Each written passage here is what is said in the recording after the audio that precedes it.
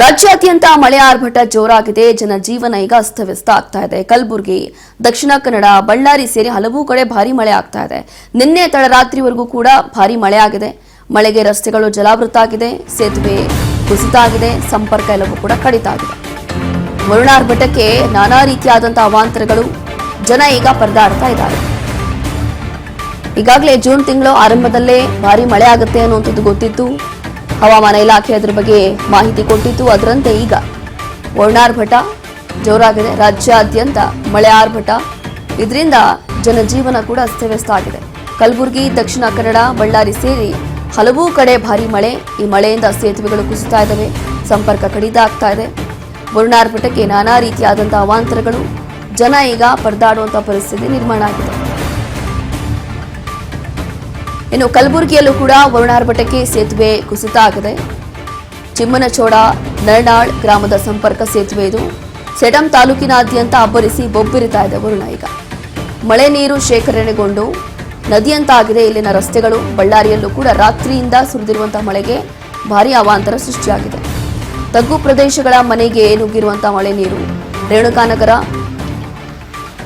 ರಾಣಿಪೇಟ್, ಮಿಲ್ಲರ್ಪೇಟ್ನಲ್ಲೂ ಕೂಡ ಅವಾಂತರ ಸೃಷ್ಟಿಯಾಗಿದೆ.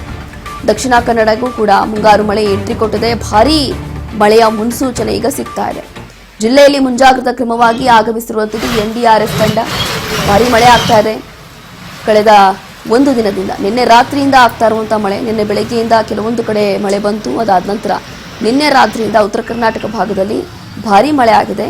ಈ ಭಾರೀ ಮಳೆಯಿಂದ ಈ ರೀತಿಯಾಗಿ ರಸ್ತೆಗಳೆಲ್ಲವೂ ಕೂಡ ನದಿಯಂತಾಗಿ ಪರಿಣಮಿಸಿದೆ. ಗೋಡೆಗಳು ಕುಸಿತಾ ಇದೆ. ಈ ಒಂದು ದೃಶ್ಯಗಳಲ್ಲಿ ಗಮನಿಸ್ತಾ ಇದ್ದೀವಿ.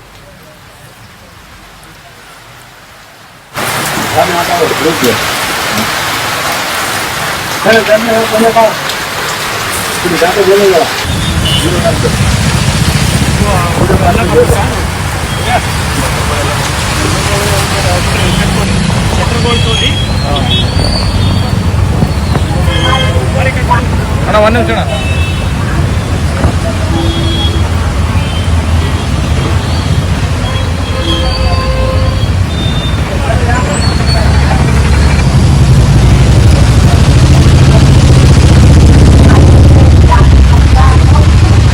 ನೀರಿನಿಂದ ಈ ರೀತಿಯಾಗಿ ರಸ್ತೆಗಳೆಲ್ಲವೂ ಕೂಡ ನದಿಯಂತಾಗಿ ಪರಿಣಮಿಸಿದೆ. ದೃಶ್ಯಗಳಲ್ಲಿ ಗಮನಿಸ್ತಾ ಇದ್ದೀವಿ. ಗೋಡೆಗಳು ಕುಸಿತಾ ಇದೆ. ಮಳೆ ನೀರು ಮನೆಗಳ ಹತ್ರ ನುಗ್ತಾ ಇದೆ. ಇದು ನಿನ್ನೆ ರಾತ್ರಿ ಆಗಿರುವಂತಹ ಮಳೆಯ ಅವಾಂತರ.